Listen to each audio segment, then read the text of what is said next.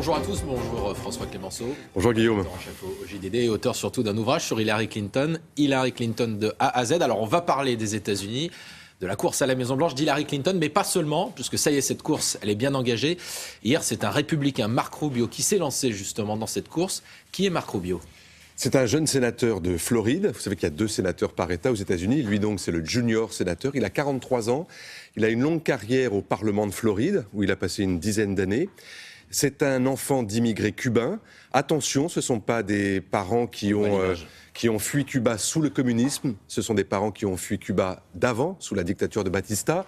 Le père, évidemment, a commencé comme serveur de bar à Las Vegas. La maman faisait des ménages, donc c'est un milieu très modeste. Et oui, Marco Rubio a un storytelling, comme on dit maintenant, qui est assez parlant. Il a une vraie histoire. Et en même temps, beaucoup se demandent quelle est son ambition. C'est-à-dire, il transporte des idées qui sont à la fois celles du centre du Parti républicain, sur le plan économique et social notamment, et en même temps sur le plan sociétal et moral, il est très à droite. Il a été soutenu à un moment par le Tea Party pour se faire élire en Floride. Et donc, il a la jeunesse, il a l'appartenance à la communauté latino qui va jouer un grand rôle en 2016.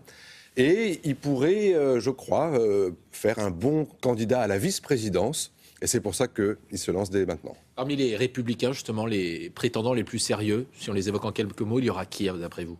Le plus sérieux, incontestablement, même si son nom fait sourire, c'est Jeb Bush, parce que lui aussi, c'est un ancien gouverneur d'une région qui compte, c'est la Floride. C'est le frère et le fils de 2 anciens présidents. Et en même temps, il ne ressemble ni à c'est-à-dire son frère, sur le plan politique, il est beaucoup plus centriste que son frère. Il ne ressemble pas à son père parce qu'il n'a pas l'expérience extraordinaire qu'avait George Bush, qui avait servi Reagan, qui avait été le patron de la CIA, qui avait été ambassadeur en Chine. Non, c'est un garçon qui est beaucoup plus centriste, qui a des idées beaucoup plus basiques, qui est pour la réforme de l'immigration, qui est pour la réforme de l'éducation, c'est-à-dire la réforme du système public d'éducation. Et donc, c'est quelqu'un qui peut réconcilier la droite du parti et le centre du parti. Hillary Clinton, ça fait presque 2 jours qu'elle est désormais en campagne. Que disent ces 2 premiers jours de campagne ? Est-ce qu'on peut déjà voir les principaux points de sa stratégie ? Déjà, la première chose qu'on voit, c'est qu'elle a complètement appris de ses erreurs. Quelle leçon elle a tirée ? En 2008, elle était arrivée comme une sorte d'héritière de la couronne, en se disant « ça y est, c'est mon tour », parce que je m'appelle Clinton, parce que j'ai été First Lady, parce que j'ai été une très bonne sénatrice de l'État de New York après le 11 septembre. Là, c'est pas le cas. Ça ne suffit pas. Là, c'est pas le cas. À quoi on le voit ? Mais on le voit avec ce clip, par exemple, qu'elle a sorti, où ce n'est pas elle la vedette, mais ce sont les Américains qu'elle met en avant pendant plus de 2 minutes en disant « Regardez, c'est vous les acteurs de la politique aujourd'hui, c'est auprès de vous que je vais venir chercher les idées qui permettent de vous défendre. » C'est quoi la ligne politique d'Hillary Clinton aujourd'hui ? C'est la ligne assez centrale du Parti démocrate. De ce point de vue-là, elle ne surprend pas. Vous savez que Hillary Clinton et Bill Clinton ont toujours voulu mettre le centre vraiment au cœur du Parti démocrate, alors que dans les années 70, c'était un parti vraiment très à gauche. Il a été recentré grâce aux Clinton, et depuis, ils sont réformistes, si vous voulez, j'allais dire, non pas comme des sociodémocrates, mais comme des libéraux français. Et en même temps, ils ont bien compris que le pays était un pays encore très conservateur. Donc Hillary, ça correspond aussi à ce qu'elle est fondamentalement. Elle a des racines dans la petite bourgeoisie conservatrice de Chicago. Elle est restée comme ça. Elle est très religieuse.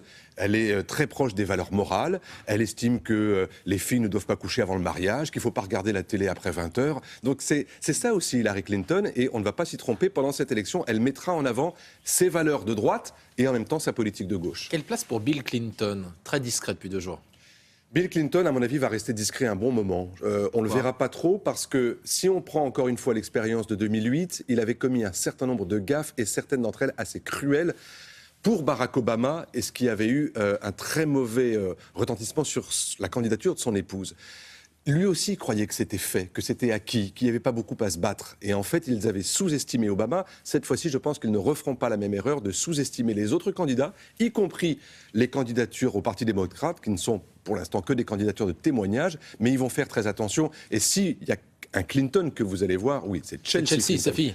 35 ans, executive woman, elle a pris la tête de la fondation, elle est parfaite pour aller auprès des jeunes, pour leur expliquer pourquoi il faut s'engager en politique et pourquoi il faut aller voter. Elle va être mise en avant par Hillary Clinton ? Oui. Parce que Hillary Clinton se présente enfin comme une femme, c'est-à-dire, il y a 8 ans, elle avait dit « je suis je veux faire de la politique comme un homme, je suis prête à être commander-in-chief. Aujourd'hui, elle se dit, je suis femme d'expérience, mère, grand-mère, et j'ai vraiment l'impression qu'il faut que ce pays ait pour la première fois une femme à la tête du pays. Comme il y a eu un noir, je pense qu'elle a envie de faire participer son pays à cette révolution-là. Il y a eu la révolution de la couleur de peau, il peut y avoir la révolution de la parité. Barack Obama lui a apporté son soutien d'une certaine façon il y a 2 jours en disant qu'elle ferait une très bonne présidente. Est-ce que ce n'est pas un handicap ? Ça peut le devenir parce que de toute façon, les Républicains vont faire une campagne tellement cruelle, tellement violente, ils n'ont rien à perdre. C'est la 3e fois qu'ils partent à l'assaut. Et donc à chaque fois qu'Obama viendra au secours d'Hillary, ou tout simplement pour l'aider, ou pour lui dire à quel point ça fait une bonne candidate, les Républicains seront là pour vous dire, regardez, same old, ce sont les mêmes, c'est le socialisme qui revient, il faut surtout faire barrage à tout cela. Et deuxièmement, il n'est pas toujours très bon qu'une candidate qui veut incarner une certaine forme de rupture se serve d'un candidat qui n'a pas été très aimé finalement des Américains. On ne lui a pas tellement rendu grâce de ce qu'il a fait. Il a quand même remis ce pays debout après la crise économique.